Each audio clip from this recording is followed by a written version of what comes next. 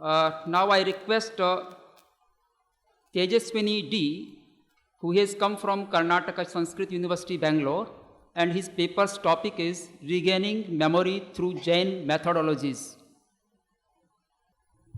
My topic is Regaining Memory Through Jaina Methodologies. Here, the two words, memory and regaining memory. So, memory which is present within ourselves. Gaining memory means the knowledge. Why, where the necessity arises to regain it? This is a big question mark nowadays, what we are facing. So, the answers, the methodology which is told in the Jaina Agamas, that I would like to present here. So, what is knowledge? What types of knowledge are there? And what are the methodologies to regain our memory? I am going to say the points about that. Knowledge plays an important role in human beings. The knowledgeable person is always worshipped by all. Vidwan sarvatra pujyate. So the question rises where this knowledge is and are there any methodologies to improve our knowledge, etc. Jainagama says that the soul which is present within us itself is knowledgeable, Gnanamayi Atma. The word knowledge here refers to the real knowledge which gives true understanding, true light, pierces the darkness of ignorance, creates detachment from the worldly way of life, reduces the cycle of incarnations in the world, and leads to spiritual bliss. Knowledge is the connotation of the soul. Janati trikala vishayan dravya gunan paryayan cha bahubedan pratyaksham cha paroksham anena gnanamiti idam bruvanti. Through which the soul will understand the past, present and the future of all substance, and their attribution and modes is called knowledge. This knowledge can be attained directly and indirectly. There are many kinds of knowledge. The knowledge is of 5 kinds. Matignana, sensory knowledge; Shrutagnana, scriptural knowledge; Avadhignana, clairvoyance; Manaparyagnana, mind-reading knowledge; and Kevalagnana, omniscience. Which knows its objects through senses and the mind is sensory knowledge. The knowledge which is capable of communicating itself to other by means of word, gesture, or through which the ascertained objects are heard or hearing alone is scriptural knowledge. The direct supersensory cognition gained through the meditation, focused attention on the objects to be known as clairvoyance. It ascertains matter in downward range or known objects within limits. Manaparyagnana, mind-reading knowledge, is a type of supersensory knowledge through which accurate reading of the mental substances or waves of manovargana is made.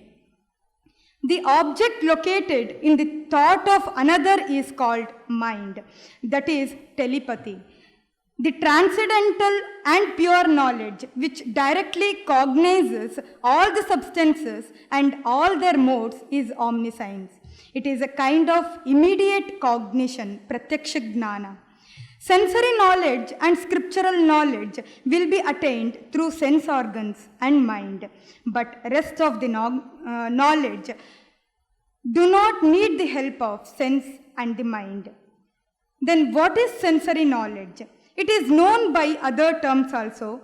Kshayopashama means destruction cum subsidence of karmas which obscure sensory knowledge arise the mati, sensory cognition, smriti, remembrance, sangna, recognition, chinta, induction, and abhinibodha, deduction. When there is the destruction cum subsidence of karmas obscuring knowledge, The self by itself is unable to know the objects, and that which acts as instrument of knowledge for the self is the sense organ which promotes the knowledge of the existence of the soul substance. Sensory knowledge can be understood through avagraha, sensation, iha, speculation, avaya, perceptual judgment, and dharana, retention. Cognizing a basic character in the wake of the intuition due to the contact between sense and the object is avagraha, sensation.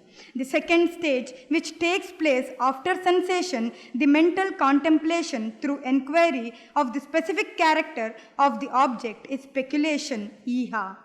The specific determination of the object arising from the speculation, which consists of the experience, this must be that and not that, is perceptual judgment, avaya, in which the retained subject is further retained continuously for one time period between two smallest time units, is retention, dharana.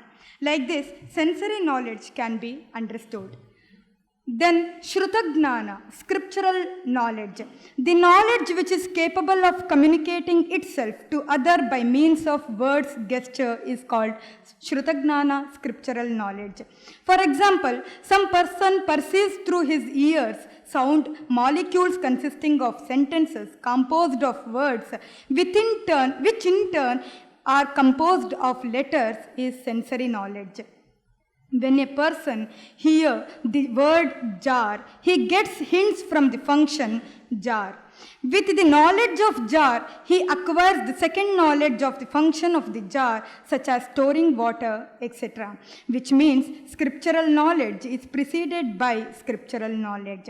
It is also of two kinds: works outside the original canon and those within the original canon. The distinction is based on the kinds of the teacher. The teachers are of three kinds, namely omniscient, that is Tirthankara, his disciplines, Shrutakevalis, and later preceptors, Acharyas. The scriptures are really taught by the omniscient Tirthankara, gifted with the perfect knowledge and unimaginable power and splendor. Tirthankara is free from all kinds of bondage and is possessed of direct and perfect knowledge. Hence, his word is authoritative. Tirthankara's chief disciplines, called Ganadharas, gifted with vast knowledge, recollect the import of the Lord's teachings and compose works called Angas, that means principal canonical work, and Purvas, and it is in a condensed form, just as the water of the milky ocean taken in a jar. Rest of the knowledge, Avadignana, Manaparyagnana, and Kevalagnana, which is direct knowledge, will be achieved after sensory and scriptural knowledge. Like this, knowledge is of five kinds, which is within ourselves, means in the soul. But when the soul is bound by Maya, illusory concepts, its connotation changes and is enveloped with ignorance. Ordinarily, knowledge about the world leads the soul astray by making it more and more materialistic, which leads to its spiritual degradation, but real discretionary knowledge. Whenever the soul undertakes any good or bad activity with the mind, speech, or body, and when the soul involved in worldly affairs attracts the physical atoms of karmic class, just as the magnet attracts iron and then immediately joins them with the regions of soul. Whenever such association takes place, four conditions are simultaneously decided in the atoms of karmas immediately. At first, the different natures of those karmas are decided when the bondage thought 8 types of actions is created. It is also decided as to what main qualities of the soul would be obstructed. This is called Prakriti Bandha. Sthiti Bandha means the duration of the time for which the karmas of bondage would remain associated with the soul. Anubhaga Bandha or Rasa Bandha, as called in scriptural terminology, decides in what way the karma of bondage will result. Whatever the result would be, external or internal, good or bad, intense or mild, the fourth Pradesha Bandha decides the share of an individual soul from among the 8 karmas, blinding every moment and affects the dalikas of karmic classification. Their proportion or amount is also decided at the same time and result follows. In this world, the folly or scholarship, happiness or unhappiness, prosperity or poverty, good or bad intelligence, the result of lack of renunciation, high or low dynasty, obstacles, etc., are all due to the rise of such karmas bound to the soul. When the substance of all karmas is annihilated completely, the soul becomes free from karmas and is liberated. These karmas are of 8 types. Gnanasya darshanasya cha avaranam vedaniya mohaniyam ayushka nama gotrantaraya miti ashtaprakritayah. Gnanavaraniya karma means knowledge obscuring karma. Darshanavaraniya means perception obscuring. Vedaniya karma means feeling producing. Mohaniya karma is deluding. Ayu karma is life determining. Nama karma is name determining. Physic making. Gotrantaraya karma means status determining, and antaraya karma means obstructive karmas. Here I will concentrate only on knowledge obscuring karma, which relates to the topic. Knowledge obscuring karma is like a bondage on the eyes. A person with a bondage on his eyes cannot see or know anything. Similarly, if the soul is bound by knowledge obscuring karma, by harming or neglecting knowledge, or the knower, the bondage of karma becomes tied on the soul's eyes of knowledge, and thus the soul's light of knowledge is covered up. Consequently, the soul becomes incapable of knowing anything well, clearly and completely, and moreover through the soul has infinite knowledge. It cannot combine absolute knowledge and power. This karma obstructs the infinite qualities of the knowledge of the soul. The type of bondage decides the type of obstruction for the qualities of the knowledge. The development or the diminution of intellect, intelligence, memory, etc. depends more or less upon the diminution of karma. Then how we can overcome by these obstructions? There are some methodologies which were advised in Jainagamas. The soul can be protected from the causes of transmigration is gupti, that is control. Careful movement in order to avoid injury to organisms is regulation or samiti, carefulness. That which takes one to the desired goal is dharma, virtue. Meditating on the nature of the body and so on is Anukriksha, contemplation. To bear with the sufferings of hunger, etc., for the sake of disassociation of karmas is endurance. Conquest by patience, endurance is parihara jaya. Karmas acquired on account of attachment, aversion, and delusion can be got rid by these methodologies. Internal austerities can be restrained by prayashchitta, expiation, vinaya, reverence, vayavruta, service, swadhyaya, study, vyutsarga, renunciation, and dhyana, meditation. Acquiring knowledge, practicing knowledge, recollecting knowledge, and so on with great veneration and with the object of attaining salvation constitute reverence to knowledge is vinaya.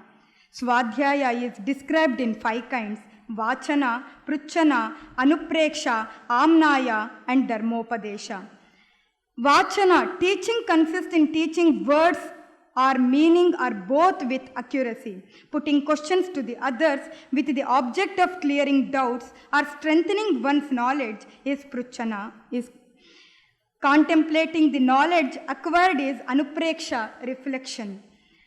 Recitation is repeating the text again and again with correct pronunciation, Amnaya.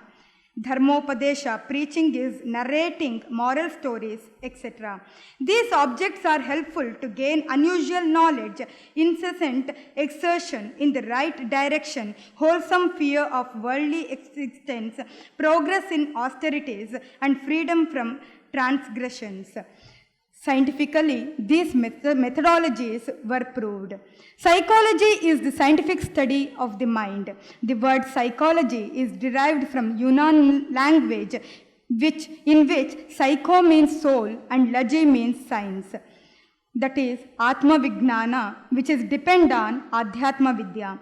Psychology is the study of Pratyakshikarana, perception, Smarana, remembering, Chintana, thinking, Dhyana, meditation, and Avesha, feeling. It is the study of mental process, conscious as well as unconsciousness. The nervous system is the body's internal electrochemical communications network. Its main parts are brain, spinal cord, and nerves. The brain and spinal cord form the central nervous system, which is the body's chief controlling and coordinating center. Billion of long neurons, many grouped nerves make up the peripheral nervous system, transmitting nerve impulses between the central nervous system and other regions of the body. Okay, just finish. You have only 5 minutes to finish. Each neuron has 3 parts, a cell body, branching dendrites that receive chemical signals from other neurons, and a tube-like axon that conveys these signals as electrical impulses. First, the dendrites grasp the outer knowledge and it reaches the nerve cell through axon source will come outside. So practicing will be the easiest way of remembering, that is Amnaya, recitation. Stimulus sense organs, sensory nerve, synapse, motor nerve, and muscles will work regularly in our day-to-day work. Synapse will be present in our brain and spinal cord. The stimulations first reach the spinal cord and goes to the brain, and it approaches any of the knowledge banks. This will be controlled by the motor and it will be stimulated. This stimulated motor will reach the outer part of the body through nerves and reach the muscles and makes the works to be done. By this, we can understand that teaching, questioning, contemplating, recitation, and preaching will help us to regain our memory power for the illumination of the knowledge.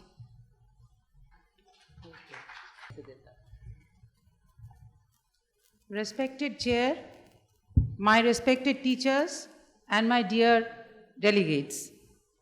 The name of my topic is, you can see through the PowerPoint, is Jainism as Universal Spirituality for the Future World.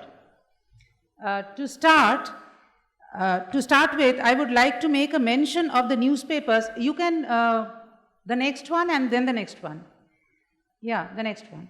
To start with, I would like to make a mention of the newspapers and electronic media channels that we go through every day.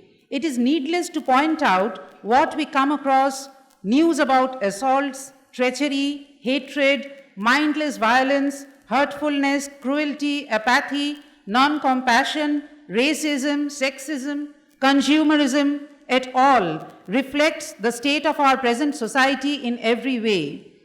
In a world full of unfavorable happenings, do we continue to live helplessly, no matter if we like that or not? This compels us to think of the necessity to move towards universal spirituality, as we understand it to be the only refuge at this juncture of social and moral crisis, and an adequate system of education to reach that goal. The next one, please. We may think of equanimity as a precondition of spirituality, and it requires an enormous task of purification to bring equanimity in our environment, our society, in ourselves. The next one. The issue of equanimity and peace certainly relates to soul, as peace is never a physical state. It is merely not about eradication of terrorist massacres. The next one, please. Schools shootings, global warmings, or corruption. It reaches far beyond all these. It affects the destiny of humankind and the world as a whole. When we are bound to resort to our ancient cultural traditions, the next one please, for refuge, namely the Brahminical and the Shramanical traditions. Jainism, one of the later traditions, is the religion of duty, which is believed to be universal in nature. The next one please. Jainism is known to be the most ancient religion of Asia, but it still has relevance to the contemporary world. It has been depicted as a practical religion, stressing upon the development and maintenance of a cohesive society. As we are aware that Jainism is the tradition propounded by Jaina, the conqueror, that is one who has conquered all earthly desires and consequences.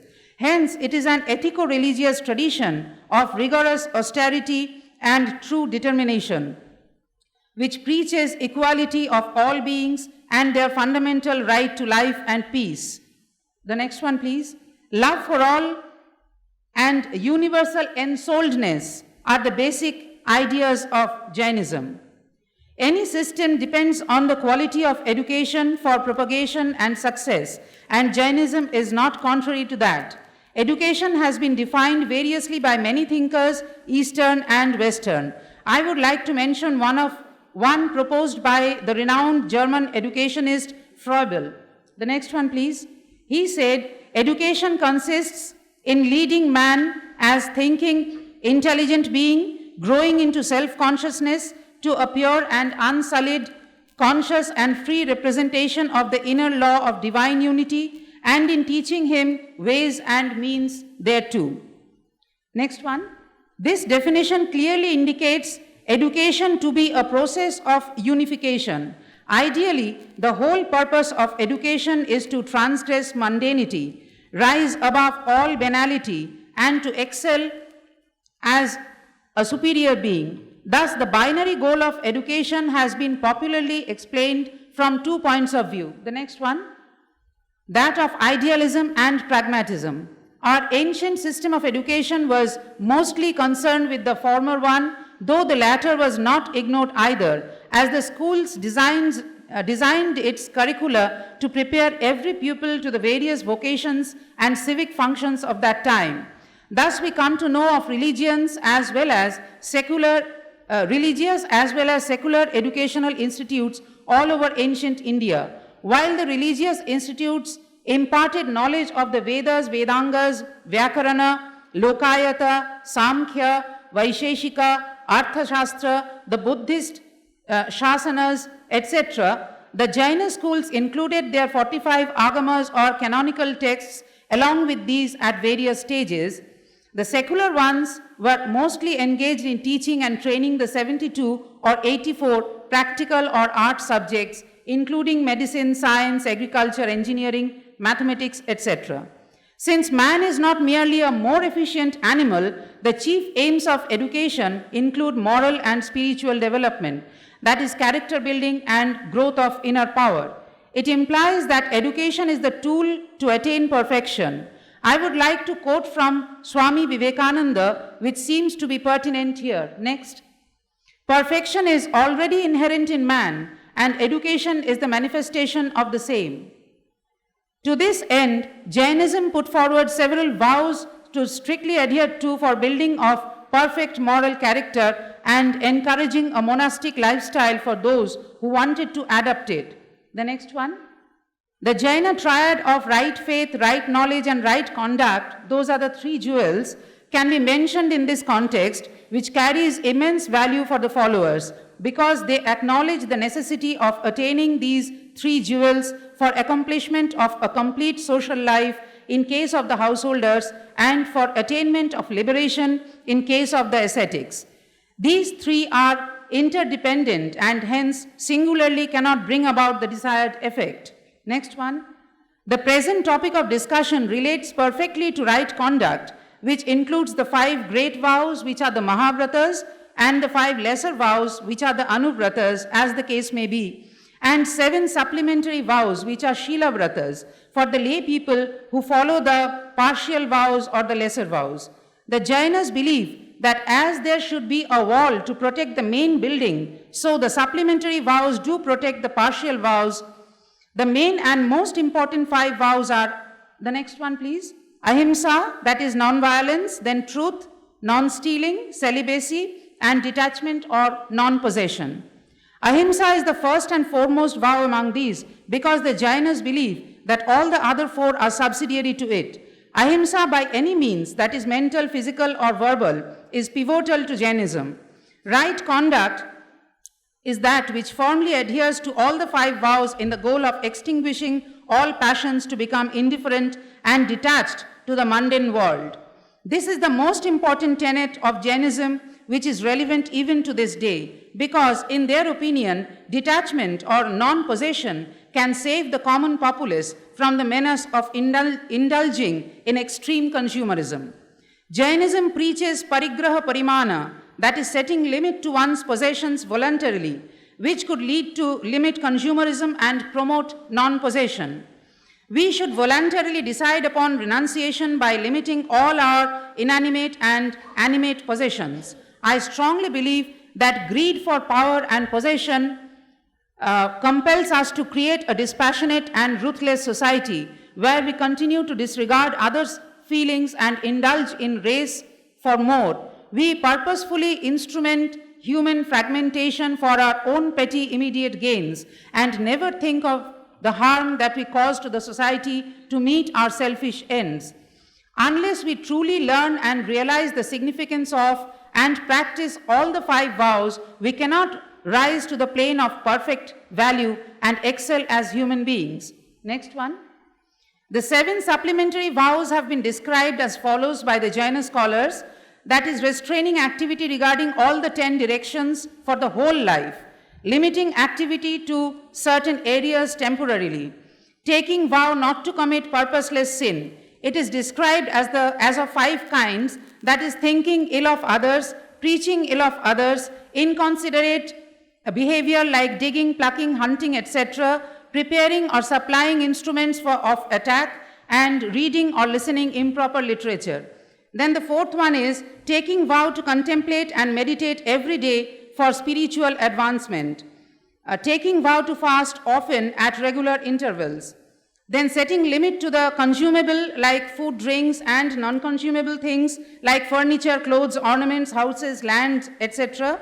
And the 7th one is, last one is, taking vow only to take food after feeding a guest, preferably a monk. Of these 7 Shila Vratas, the first 3 are called multiplicative vows, that is Guna Vrata, as they enhance the effect of the Anubratas. And the latter 4 are disciplinary vows, that is Shiksha Vrata, as they are preparatory to the ascetic life of renunciation. The Jainas have stressed on the following 4 aspects of life for a layman to grow up as a perfect social being, that is dana, gift, shila, character, tapa, penance, and bhavana, benevolent thoughts, which are included in these 12 vows. For spiritual development, they have enumerated 14 stages through which one passes to reach perfection.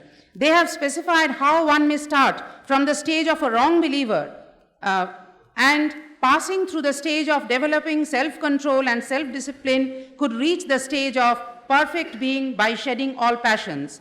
The whole scheme of Gunasthana in Jaina philosophy, the next one, had been devised in a logical order of decreasing sinfulness and increasing purity of the soul. Their prescriptions and descriptions may seem to be somewhat too rigorous and lengthy, but I presume it is necessary for the whole purpose of education, that is character building and growth of inner power. The present system of education, not only in India but globally, carries the hangover of and aims only at material gain due to the trend of stressing heavily on consumerism. Hence, value education has been slowly eradicated from the entire realm.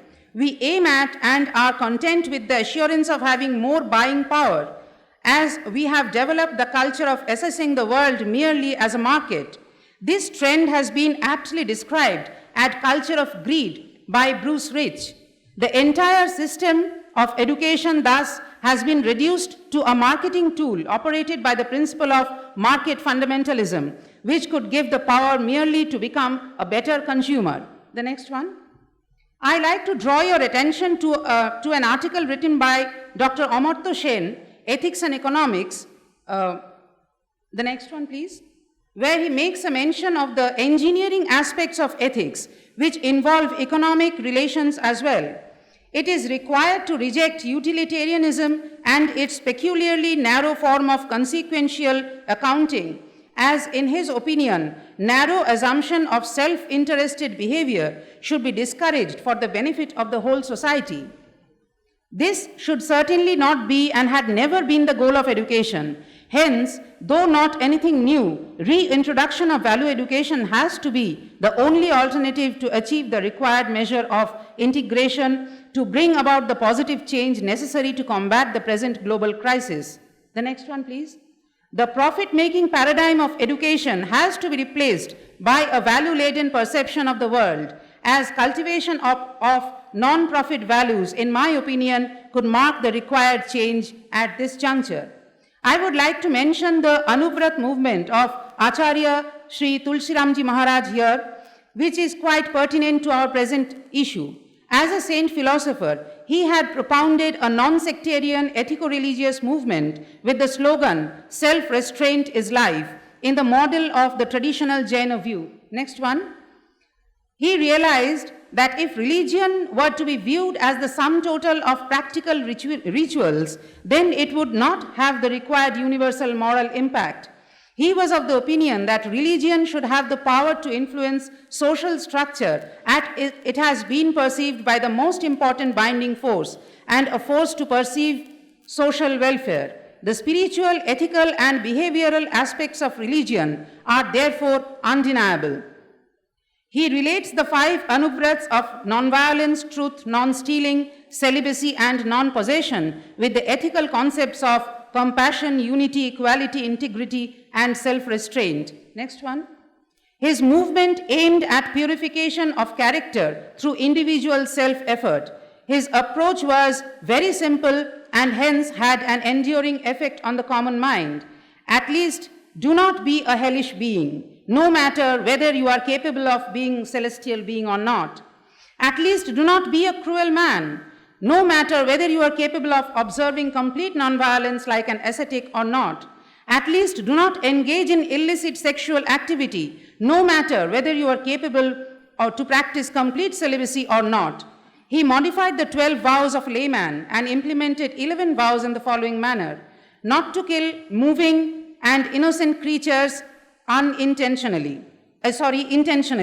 not to commit suicide, not to commit feticide, not to attack anybody, not to support aggression, but to strive for world peace and disarmament, not to take part in any sort of violent agitations or in any destructive activities, not to discriminate on the basis of caste, color, etc., not to treat anyone as an untouchable, and to believe in human unity, not to rouse sectarian frenzy, but to practice religious toleration, not to harm others in order to serve any ends, and not to practice deceit, but to observe rectitude in business and general behavior, not to seek unlimited wealth and possessions, but to set limits to acquisition, not to resort to unethical practices in elections, and to vouch for a free and fair process, not to encourage socially evil customs like dowry, child marriage, social outcast, etc., not to use intoxicants like alcohol, heroin,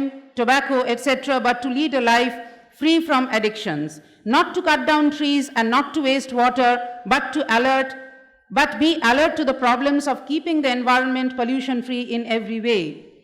These vows are programmed for awakening self-consciousness in the common people. Next one. And developing the right instincts in children and youngsters for a healthy society, for developing the value system of the people, which would in turn make the nation stronger and well-structured. He has emphasized Anubrat's usefulness and relevance to the people in the present social context. He strongly believed that the ills of the society automatically get cured by means of the process of self-purification and self-control. If the individual is reformed, society will become better and the nation will automatically improve. Social reform and national reconstruction is possible only through the reform of individuals. Hence, educating people about the human values and the principles of the Anubrat movement is regarded as an important step towards universal spirituality by the Jain community, especially by the modern Svetambara Therapanthis, though their viewpoint is absolutely free from sectarian intent in this regard.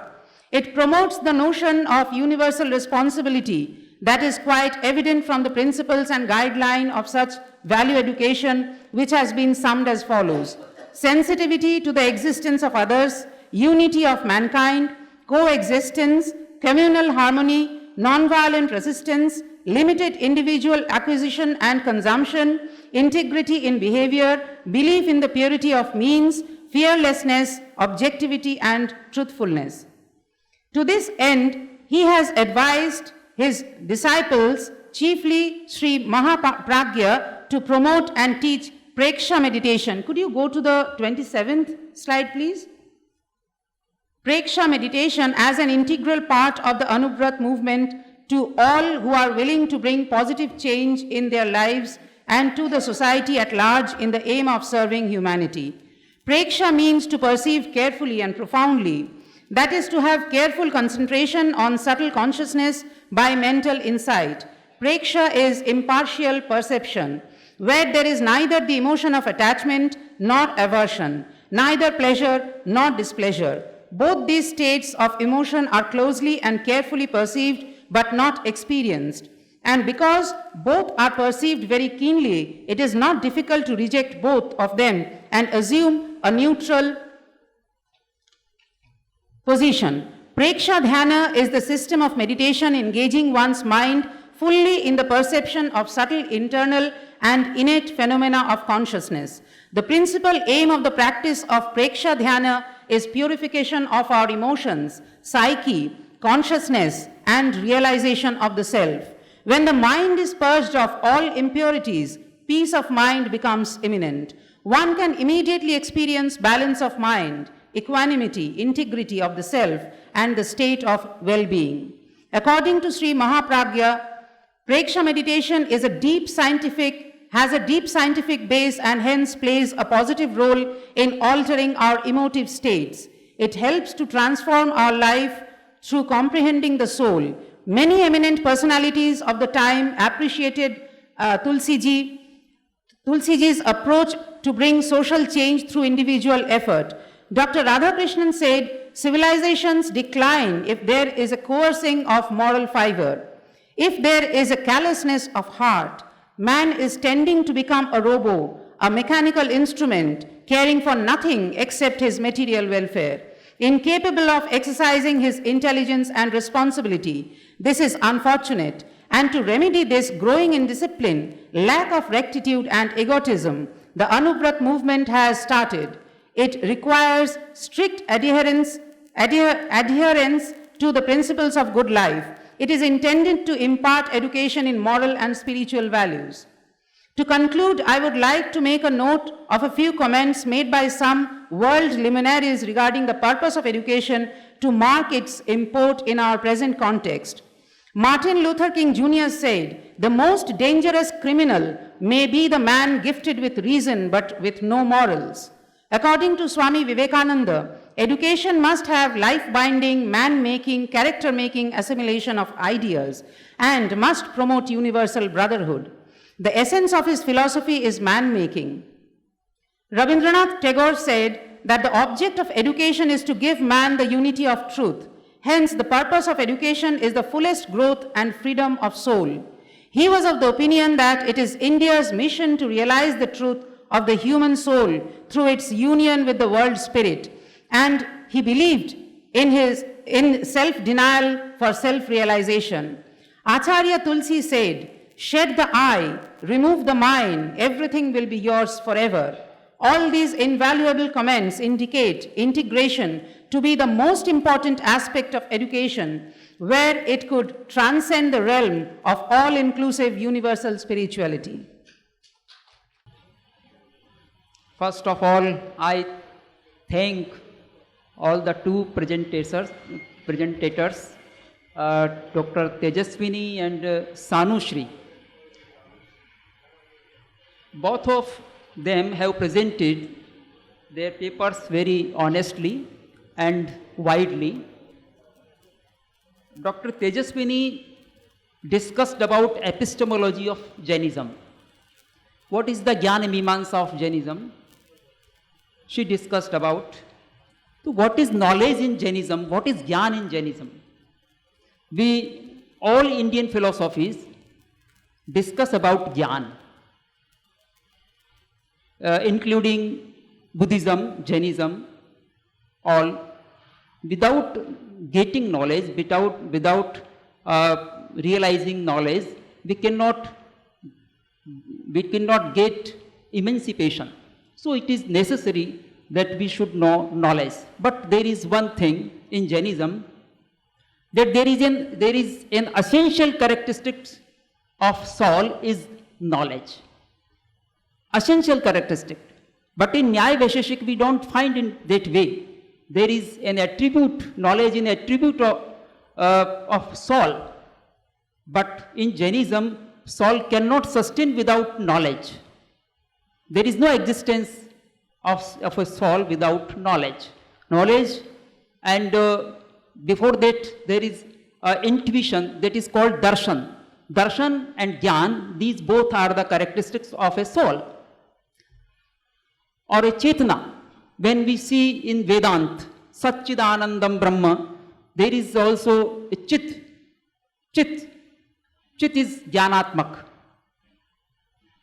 Jnanatmakta आवश्यकी वर्तते आत्मनि, अतः जैन दर्शनेपि तत्र स्वीकृतं यत् ज्ञानम् आवश्यकं लक्षणं वर्तते आत्मनः. What is that jnana? What is that knowledge? We can define it in two ways. One is absence of knowledge. What is ajnan? What is ajnan? Ajnan can be defined in two ways. Absence of knowledge and perverted knowledge. Perverted knowledge or wrong knowledge. In these two ways we can define ajnan. We are suffering with ajnan, suffering from ajnan, and we have to destroy it. We have to kill it. Ajnan. So this ajnan, every soul is having knowledge. So if we accept that everybody is knower, but in right sense, he may be a wrong knower. One soul may be wrong knower and one may be right knower. There may be right knowledge or a wrong knowledge, but every soul has knowledge. It may be wrong or it may be right. Every soul has a knowledge.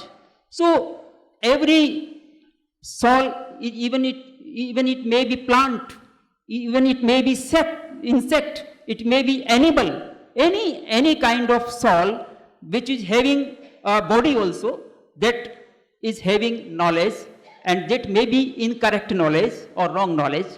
But we have to try to reveal our right knowledge by sadhana, by tap, by conduct, by having shubha adhyavasaya, by having goodness in our thoughts. That is possible, that it is possible via through our conduct, through our thoughts. So Dr. Tejaswini discussed about 5 types of knowledge. You are discussing what is new. One thing is, this is new, that Jainism only the philosophy in India which just discusses 5 types of knowledge. No other philosophy discusses this. Which are the 5 types? Mati Jnanam, Shruta Jnanam, Avadhi Jnanam, Manhaparyaya Jnanam, Keval Jnanam cha. There is no such criteria, there is no such division in other philosophies. There are two criteria, Indriya Jnanam, Atindriya Jnanam, but no 5 types. So this is new thing. There are so many new things, but we are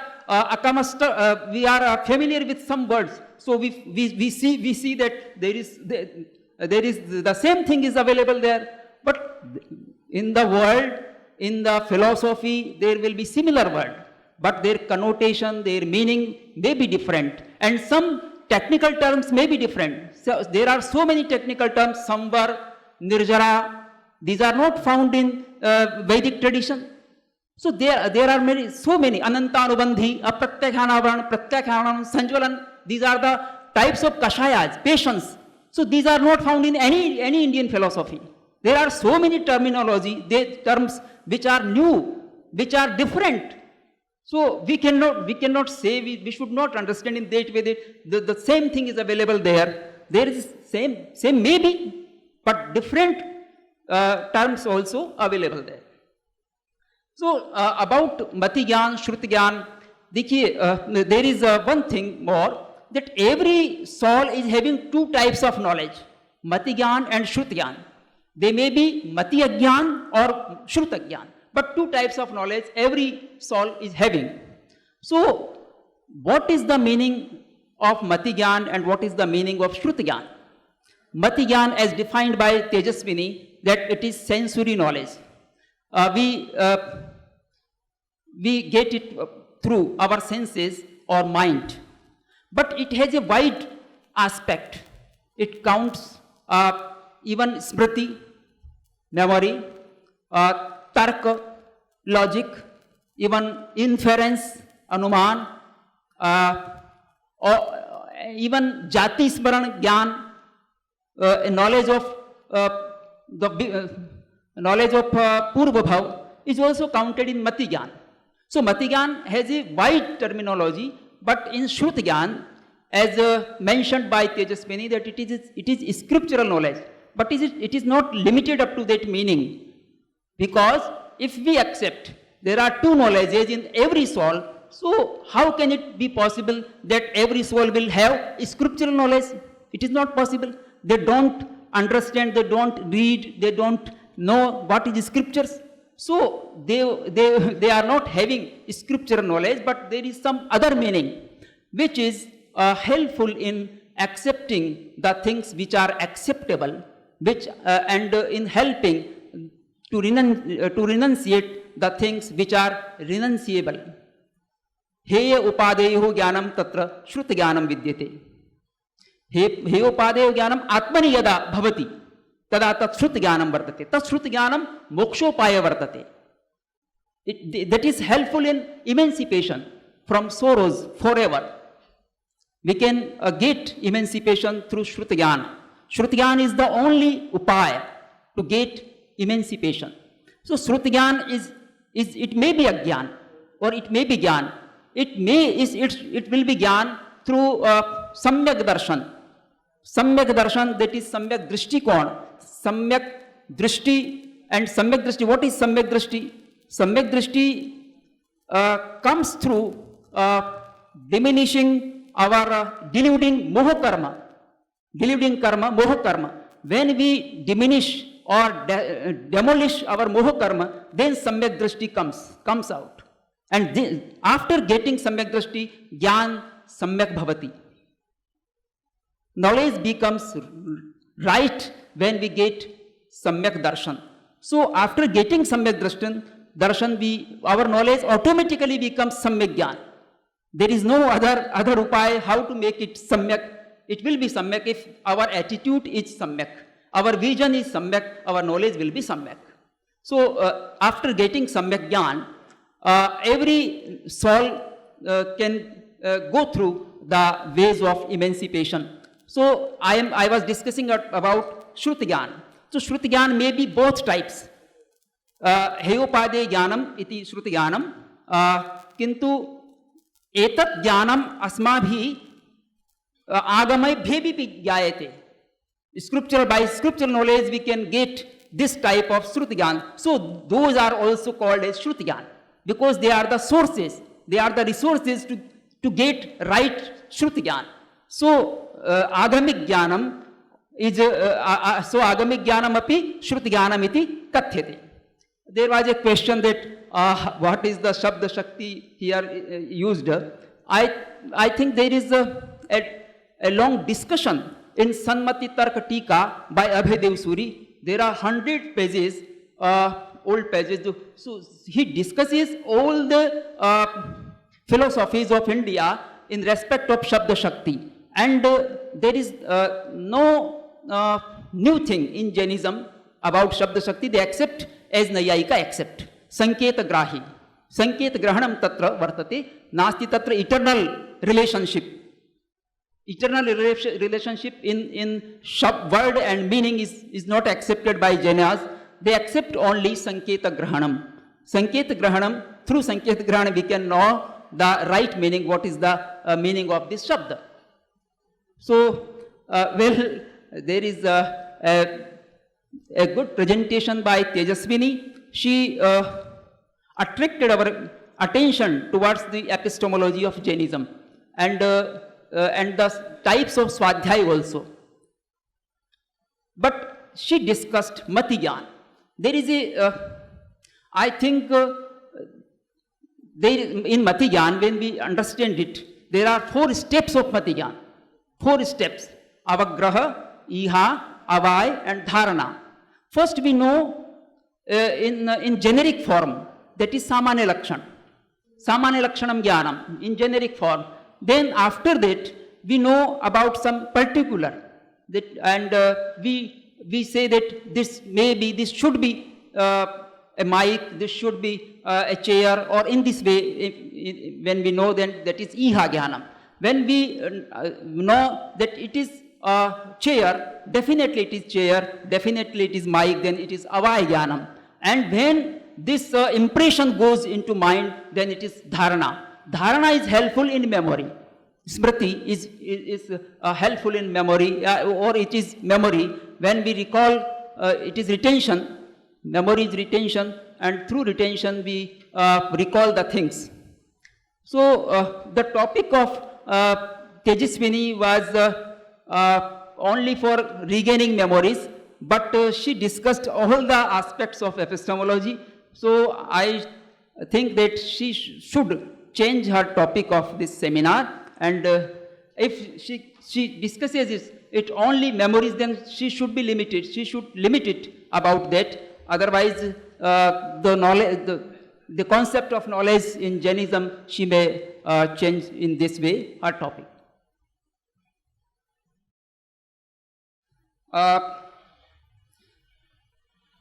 Dr.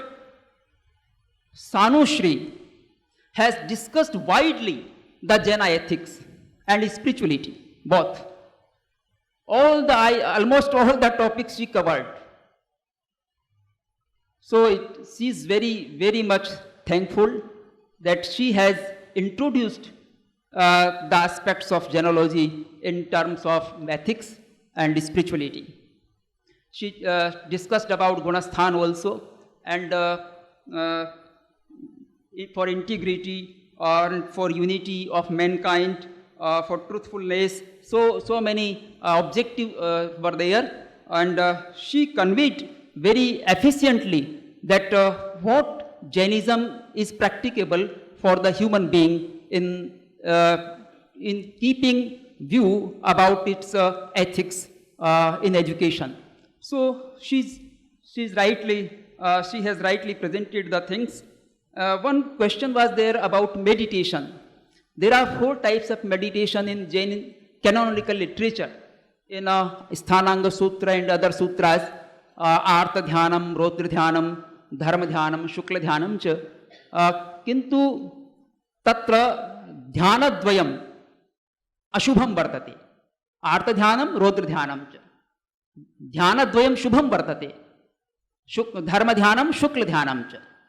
Originally, these 4 types are mentioned in Jain canonical literature, but in later period, Haribhadra Suri and Hemchandracharya, Yashu Vijay, etc. have developed the meditation or yoga science of Jainology, and they developed in many aspects. We should read those texts as Yoga Shastra, Hemchandra's Yoga Shastra, Haribhadra Suri's Yoga Drishti Samuchay, Yoga Bindu. So many books are there, separately books on meditation. We should study them. And now the Anukriksha Dhyan, Anukriksha meditation is prevailing here. That has developed, that has been developed through Vipassana Dhyana Sadhana, I think, which is prevailing in Buddhism. And by Goenkaji, it was running. Now Goenkaji is no more now in India, and on the earth. So there is similarity in Vipassana and meditation, Anukriksha meditation, but they have included the Jainism or Jaina point of view in that meditation, Anukriksha Dhyan. So it is useful for our concentration, for our equanimity, and for coherence in the society, and for a student to concentrate his mind towards the education. So that is helpful in that also.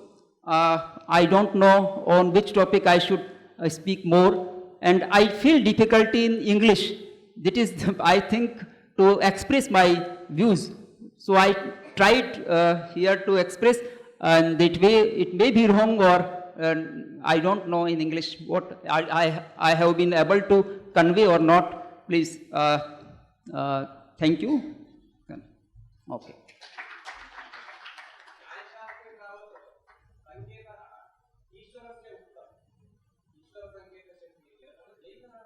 Jain दर्शने ईश्वरः नास्ति, शब्दे एव संकेतः वर्तते, शब्दे एव योग्यता भवति संकेतग्रहणस्य, शब्दः एव अर्थं ग्रहीतुं योग्य भवति.